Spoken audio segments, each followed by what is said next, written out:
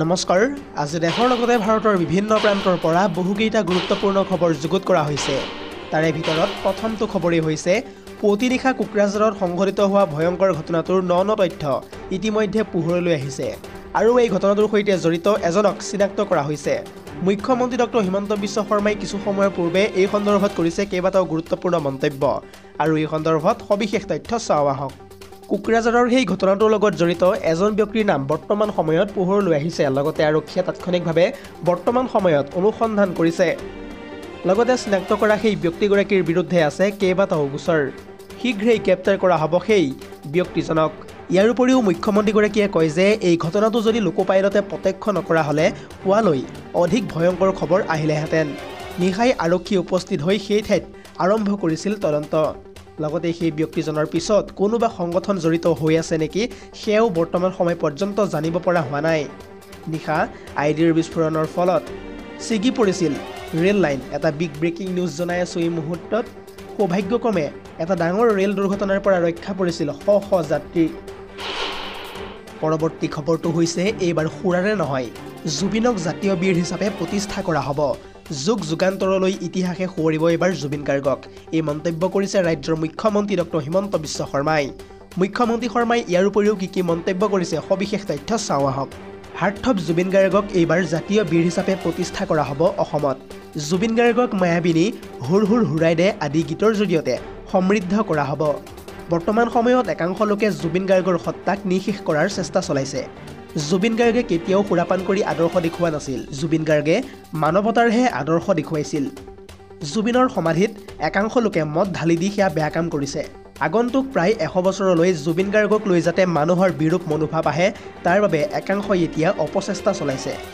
এনেকুৱা কৰা হৈছে যেন জুবিনে কেৱল মদহে ভাল পাইছিল জুবিনক লৈ এই কাম কৰিবলৈ কেতিয়াও দিয়া নহ'ব যোৱা এমাহত যাৰ যি মন যায় তাকে কৰি আহিছে কিন্তু জুবিনক ন্যায় দিয়াৰ নামত এছাম ব্যক্তিয়ে এতিয়া বেয়া কাম কৰি আছে জুবিনৰ আত্মা আৰু সত্তাক হত্যা কৰাৰ চেষ্টা চলাইছে এতিয়া একাংশই ৰাজনৈতিক মুনাফা লাভৰ বাবে এই কাম কৰি থকাটো সহ্য কৰা কেতিয়াও নহ'ব প্ৰাণৰ শিল্পী জুবিন গাৰ্গক লৈ এনেদৰে মন্তব্য কৰিছে মুখ্যমন্ত্ৰী হিমন্ত বিশ্ব শৰ্মাই পৰৱৰ্তী খবৰটো হৈছে জুবিন গাৰ্গৰ নলে গলে লগা বন্ধু তথা ৰাজা বৰুৱাই এইবাৰ জুবিনৰ মৃত্যুক লৈ কেইবাটাও গুৰুত্বপূৰ্ণ মন্তব্য কৰিছে ৰাজা বৰুৱাই এই সন্দৰ্ভত মন্তব্য কৰি কয় যে আদালত SIT চৰকাৰে যদি জুবিনদাৰ মৃত্যুৰ একো ৰহস্যই উলিয়াব নোৱাৰে তেনেহ'লে অসমৰ ৰাইজ আছে ভগৱান আছে সকলো ওলাই আহিব আৰু এই মন্তব্য কৰিছে জুবিনৰ বন্ধু তথা দীৰ্ঘ সময়ৰ সহযোগী ৰাজা বৰুৱাই ইয়াৰ উপৰিও কয় যে অন্তৰংগ বন্ধু জুবিন হেৰাই যোৱাৰ কথা এতিয়াও সহজভাৱে ল'ব পৰা নাই ৰাজাই শেহতীয়াকৈ প্ৰাণৰ শিল্পীগৰাকীক লৈ চলি থকা ৰাজনীতি তেওঁ ভাল পোৱা নাই যাৰ বাবে জুবিন গাৰ্গক লৈ ৰাজনীতি কৰাসকলক সকিয়নি দিলে এইবাৰ ৰাজা বৰুৱাই সাংবাদিকৰ সৈতে হোৱা বাৰ্তালাপত তেওঁ সদৰি কৰি কয় যে কোনোবাই যদি জুবিন গাৰ্গক লৈ ৰাজনীতি কৰিব বিচাৰিলে অসমৰ ৰাইজে এৰি নিদিয়ে আৰু এতিয়া ৰাজনীতি কৰিও একো কৰিব নোৱাৰে জুবিন গাৰ্গ জীয়াই থাকোঁতেই কোনেও ৰাজনীতি কৰিবলৈ আনিব নোৱাৰিলে ৰাজনীতি কৰি এতিয়া একো লাভ নহ'ব জুবিন গাৰ্গে মুঠতে ন্যায় পাবই লাগিব এই মন্তব্য কৰিছে জুবিনৰ বন্ধু তথা ৰাজা বৰুৱাই দৰ্শকসকল আৰু বহুতো গুৰুত্বপূৰ্ণ খবৰ আছে যদিহে আপুনি এতিয়ালৈকে এই ভিডিঅ'টোত লাইক কৰা নাই তেন্তে এতিয়াই লাইক কৰি দিয়ক আৰু এনেধৰণৰ খবৰসমূহ প্ৰত্যেক দিনে পাই থাকিবৰ কাৰণে চেনেলটো ছাবস্ক্ৰাইব কৰি কাষতে থকা বেল আইকনটো প্ৰেছ কৰি ৰাখিবলৈ একেবাৰে নাপাহৰিব পৰৱৰ্তী খবৰটো হৈছে ৰৈ ৰৈ বিনালে নামৰ ছবিখনৰ এটা ক্লিপে বুকু কঁপাই তুলিছে এতিয়া সকলোৰে মৃত্যুৰ সময়ৰ দৃশ্যৰ সৈতে মিল দেখা গৈছে এতিয়া ৰৈ ৰৈ বিনালে ছবিখনৰ এটা ক্লিপৰ লগত আৰু এই সন্দৰ্ভত সবিশেষ তথ্য চাওঁ আহক পুনৰ জনাইছোঁ ৰৈ ৰৈ বিনালে ছবিখনৰ ট্ৰেইলাৰ মুকলি কৰাৰ পাছতে চৰ্চালৈ আহিছে দুটা বিশেষ দৃশ্য জুবিনৰ মৃত্যুৰ সময়ৰ দৃশ্যৰ সৈতে সাদৃশ্য থকা এটা ক্লিপ এতিয়া ভাইৰেল হৈ পৰিছে যিটো ক্লিপে সকলোৰে বুকু এতিয়া কঁপাই তুলিছে ৰৈ ৰৈ বিনালে শেষৰ দৃশ্য আৰু মৃত্যুৰ সময়ৰ শেষৰটো দৃশ্যৰ সৈতে প্ৰায় একে মিল দেখা গৈছে হয়তো মৃত্যুৰ কথা আগতীয়াকৈ জানিছিল কণ্ঠশিল্পী জুবিন গাৰ্গে শ্ৰীলংকাত কৰা হৈছিল ছবিখনৰ শেষ দিনাৰ শেষৰটো দৃশ্যগ্ৰহণ জুবিন গাৰ্গৰ শেষৰ দৃশ্য এনেদৰে এতিয়া ভাইৰেল হৈ পৰিছে সামাজিক মাধ্যমত আপোনালোকে স্ক্ৰীনত দেখিবলৈ পাইছে জুবিন গাৰ্গৰ মৃত্যুৰ সময়ৰ সেই দৃশ্য আৰু ৰৈ ৰৈ বিনালে ছবিখনৰ শেষৰটো দৃশ্যৰ মাজত এক সাদৃশ্য দেখিবলৈ পোৱা গৈছে বৰ্তমান সময়ত আৰু এই দৃশ্য এতিয়া ভাইৰেল হৈ পৰিছে সামাজিক মাধ্যমত পৰৱৰ্তী খবৰটো হৈছে আন এটা বহুতেই বেছি গুৰুত্বপূৰ্ণ খবৰ প্ৰাণৰ শিল্পী জুবিন গাৰ্গৰ নামত হোক এখন হাস্পাতাল জুবিনৰ নামত হস্পিটেল নিৰ্মাণৰ বাবে 2 বিঘা মাটি দান দিব এইবাৰ আবিৰ হুছেইনে। এটা বিগ ব্ৰেকিং নিউজ জনাই আছে এই মুহূৰ্তত। কোনোবাই যদি জুবিন গাৰ্গৰ নামত হস্পিটেল খুলিব বিচাৰে মই 2 বিঘা মাটি দিম। কাছাৰৰ কালাইনৰ এগৰাকী জুবিন অনুৰাগীয়ে ভূমি দান দিয়াৰ কথা ইতিমধ্যে ঘোষণা কৰিছে। জুবিন গাৰ্গৰ নামত হস্পিটেল স্থাপন কৰিলে দান দিব তেওঁ 2 বিঘাকৈ মাটি। কালাইনৰ বাসিন্দা তথা আবিৰ হুছেইন তালুকদাৰে কৰিছে এই বৃহৎ ঘোষণা। পৰৱৰ্তী খবৰটো হৈছে উভতি আহিল অৱশেষত বাংলাদেশীৰ সন্দেহত পুছবেক কৰা মমৰ আলী। সংখ্যালঘুৰ ওপৰত অত্যাচাৰ কৰা বন্ধ কৰক। মুখ্যমন্ত্ৰীক এতিয়া এনেদৰে পোনপটীয়াভাৱে হুংকাৰ প্ৰদান কৰিছে আমছুৰ সভাপতি ৰেজাউল কৰিম চৰকাৰে। ৰেজাউল কৰিম চৰকাৰে ইয়াৰ উপৰিও কি মন্তব্য কৰিছে সবিশেষ তথ্য চাওঁ আহক। পুনৰ জনাইছোঁ, অৱশেষত অসমলৈ উভতি আহিল বাংলাদেশীৰ সন্দেহত পুছবেক কৰা মমৰ আলী। যোৱা 24 মে'ত বাংলাদেশীৰ সন্দেহত আটক কৰা হৈছিল মমৰ আলীক। বাংলাদেশী সজাই নুমলীগড় ইটাভাটাৰ পৰা মমৰক লৈ গৈছিল আৰক্ষীয়ে। এটা ডাঙৰ খবৰ জনাইছোঁ এই মুহূৰ্তত। স্বগৃহত মমৰ আলী উপস্থিত হোৱাৰ পিছতেই চৰকাৰৰ বিৰুদ্ধে সৰব হৈ পৰিছে এতিয়া আমছু। আমছুৰ ফালৰ পৰা কোৱা হৈছে যে ভাৰতীয় নাগৰিকক বিদেশী সজোৱা ফেক্টৰীত পৰিণত হৈছে বৰ্ডাৰ পুলিচ। মুখ্যমন্ত্ৰীৰ নিৰ্দেশত বৰ্ডাৰ পুলিচে জমৰ যাতনা দি আহিছে এতিয়া সংখ্যালঘুক। পুছবেকৰ নামত বৰ্ডাৰ পুলিচে ৰচা নাটকৰ জ্বলন্ত প্ৰমাণ হৈ পৰিছে এতিয়া মমৰ আলী। চক্ৰান্তভাৱে মমৰ আলীৰ দৰে লোকক বিদেশী সজাই লৈ যায় আৰক্ষীয়ে। এই মন্তব্য কৰিছে এতিয়া ৰেজাউল কৰিম চৰকাৰে। কেৱল গাড়ী ৰক্ষাৰ বাবে এনেকুৱা শ শ মমৰ আলীক বিদেশী সজাইছে এতিয়া মুখ্যমন্ত্ৰীয়ে। ডিটেনশ্যন কেম্প, হোল্ডিং কেম্পত থকা লোকক নথি পত্ৰ দাখিলৰ সুবিধা দিয়ক হিমন্ত বিশ্ব শৰ্মাৰ চৰকাৰে। সংখ্যালঘুৰ ওপৰত অত্যাচাৰ কৰা বন্ধ কৰক, নহ'লে পৰিস্থিতি আৰু বেয়া হৈ পৰিব। মুখ্যমন্ত্ৰী হিমন্ত বিশ্ব শৰ্মাক এনেদৰে এতিয়া হুংকাৰ প্ৰদান কৰিছে আমছুৰ সভাপতি তথা ৰেজাউল কৰিম চৰকাৰে।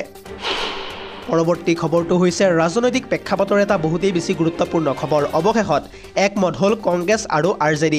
বিহাৰত বিৰোধীৰ মুখ্যমন্ত্ৰী পদৰ প্ৰাৰ্থী হৈছে এইবাৰ তেজস্বী যাদৱ।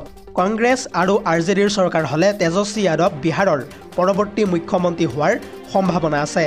এটা বিগ ব্ৰেকিং নিউজ জনাই আছোঁ এই মুহূৰ্তত। লগতে বিহাৰৰ নিৰ্বাচনৰ দিন চমু চাপি অহাৰ লগে লগে চৰ্চালৈ আহিছে কোন হ'ব পৰৱৰ্তী মুখ্যমন্ত্ৰী।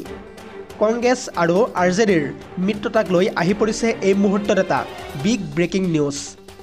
বিহাৰত বিৰোধী দলে মুখ্যমন্ত্ৰী হিচাপে প্ৰক্ষেপ কৰিব এইবাৰ তেজস্বী যাদৱক। তেজস্বী যাদৱক মুখ্যমন্ত্ৰী হিচাপে প্ৰক্ষেপ কৰিবলৈ সমৰ্থন দিছে এইবাৰ কংগ্ৰেছে। চলো বিহাৰ বদলো বিহাৰ শ্লোগানেৰে নিৰ্বাচনী যুঁজত নামিব এইবাৰ কংগ্ৰেছ আৰু RJD। পৰৱৰ্তী খবৰটো হৈছে আন এটা বহুতেই বেছি গুৰুত্বপূৰ্ণ খবৰ। জয়ন্ত মল্লবৰুৱা জুবিনৰ প্ৰকৃত অনুৰাগী বুলি কেতিয়াও মানি ল'ব নোৱাৰি। জুবিনৰ প্ৰকৃত অনুৰাগী হ'বলৈ চাৰ্টিফিকেট ল'ব লাগিব নেকি জয়ন্ত মল্লবৰুৱাৰ? বিজেপি দলে আৰম্ভ কৰা আন্দোলন প্ৰকৃততে হৈছে এক ভণ্ডামি। পৃথিৱীৰ সকলো লোক অনুৰাগী হ'লেও জয়ন্ত মল্লবৰুৱা অনুৰাগী বুলি কেতিয়াও মানি ল'ব নোৱাৰি।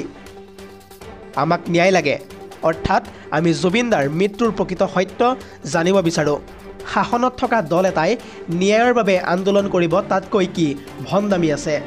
জুবিন গাৰ্গৰ ন্যায়ৰ ক্ষেত্ৰত বিজেপিয়ে দোষীক ৰক্ষণাবেক্ষণ দিছে। কিবা এটা বিজেপি চৰকাৰৰ অংক আছে যিটো সোনকালে ফাদিল হৈ পৰিব। চৰকাৰক এনেদৰে এতিয়া তুলাধুনা প্ৰদান কৰিছে কৃষক মুক্তিৰ সংগ্ৰাম সমিতিৰ সাধাৰণ সম্পাদক তথা বিদ্যুৎ শইকীয়াই। পৰৱৰ্তী খবৰটো হৈছে আন এটা বহুতেই বেছি গুৰুত্বপূৰ্ণ খবৰ। আমাৰ দেশলৈ আহিলেই ইজৰাইলৰ প্ৰধানমন্ত্ৰীক গ্ৰেপ্তাৰ কৰা হ'ব। কানাডালৈ আহিলেই গ্ৰেপ্তাৰ কৰা হ'ব এবাৰ বেঞ্জামিন নেতানিয়াহুক। আৰু এই মন্তব্য কৰিছে কানাডাৰ প্ৰধানমন্ত্ৰী তথা মাৰ্ক কাৰ্নিয়ে। এটা বিগ ব্ৰেকিং নিউজ জনাই আছোঁ এই মুহূৰ্তত। ইণ্টাৰনেশ্যনেল ক্ৰিমিনেল কোৰ্টে জাৰি কৰা ৱাৰেণ্টৰ অধীনত গ্ৰেপ্তাৰ কৰিব বেঞ্জামিন নেতানিয়াহুক।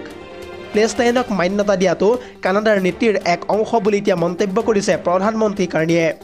আনফালে ইজৰাইল আৰু প্লেষ্টাইন দুয়োখন দেশেই শান্তিৰে থকাটো বিচাৰিছে কানাডাই, আৰু এইটো কানাডাৰ প্ৰধান লক্ষ্য।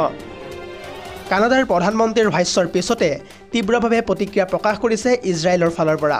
ইজৰাইলৰ ফালৰ পৰা কোৱা হৈছে যে ইজৰাইলৰ প্ৰধানমন্ত্ৰীক গ্ৰেপ্তাৰ কৰা ভাষ্য কানাডাই উঠাই ল'ব লাগে। এই মন্তব্য কৰিছে এতিয়া ইজৰাইলে। কানাডালৈ ইজৰাইলৰ প্ৰধানমন্ত্ৰীৰ আগমনত স্বাগতম জনাব লাগে বুলি এতিয়া মন্তব্য কৰিছে ইজৰাইলৰ ফালৰ পৰা। আৰু এই ভাষ্য প্ৰদান কৰিছে ইজৰাইল চৰকাৰৰ প্ৰবক্তা তথা চোৰ্চ বেড্ৰুচিয়নে। News desk report, ZD news.